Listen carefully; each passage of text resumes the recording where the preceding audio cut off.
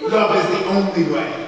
El amor es el único camino. There is no other way. No hay más camino. It's all about love. Todo se trata del amor. Just turn and take your neighbor. It's all about love. Mira tu hermano.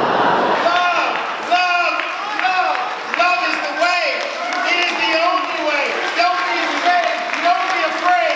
Go from this place and love and change this world.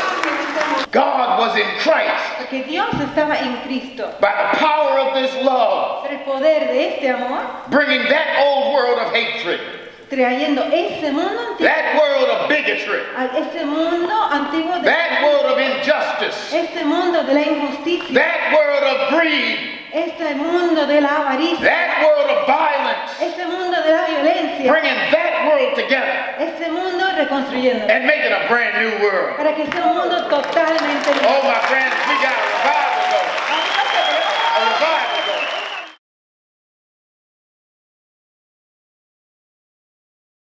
About 3 weeks ago, we had a parishioner who I haven't seen in almost 2 years, whose name I don't even know, and who said to me, "When is that guy coming back?"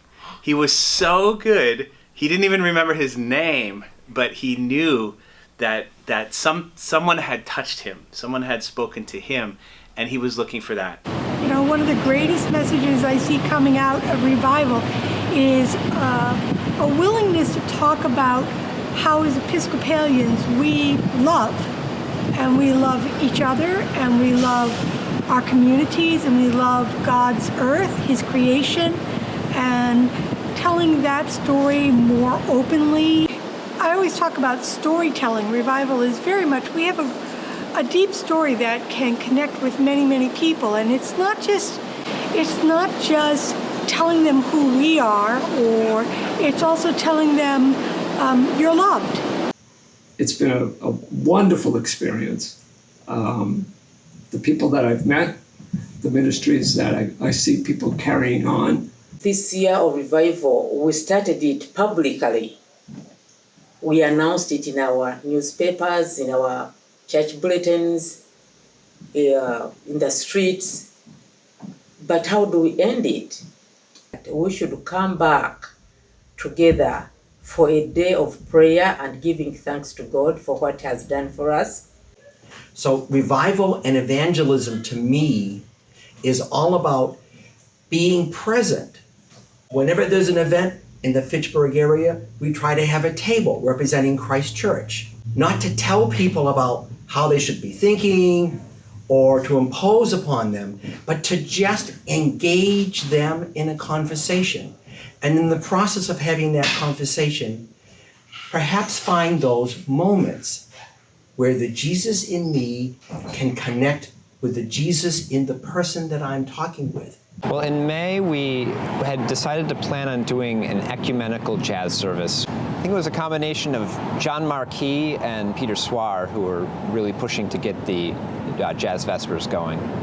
We had several congregations involved: Church of the Atonement in Westfield, Grace Lutheran and Good Shepherd in West Springfield, St. Peter's in Springfield.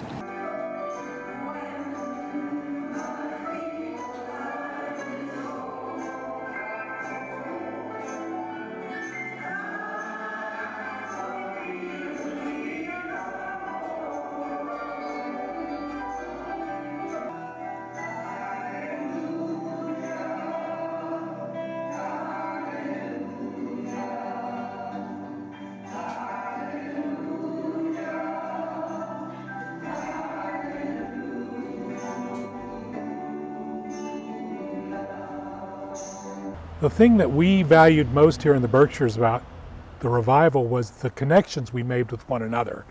It really sort of occurred to me throughout this process that each of the different parishes in the Berkshires is really a unique expression of what it is to be the Episcopal Church.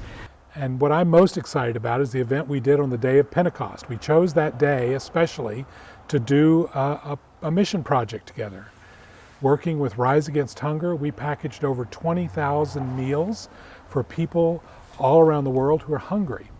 We had over 100 people come and just work together, be a living embodiment of the coming of the Holy Spirit. We made 20,800 bags of food to feed a family of 4. Can you imagine? In one 3-hour, 2.5-hour session. Actually, we just found out they went to Malawi in Africa. It was a really spirit-filled event, and it shows us that there's so much we can do together.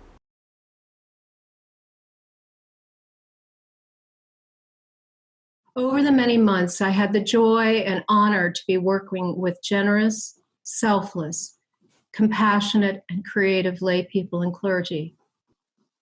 The revival built on the work of the past, and I hope added to the Church's foundation for the future.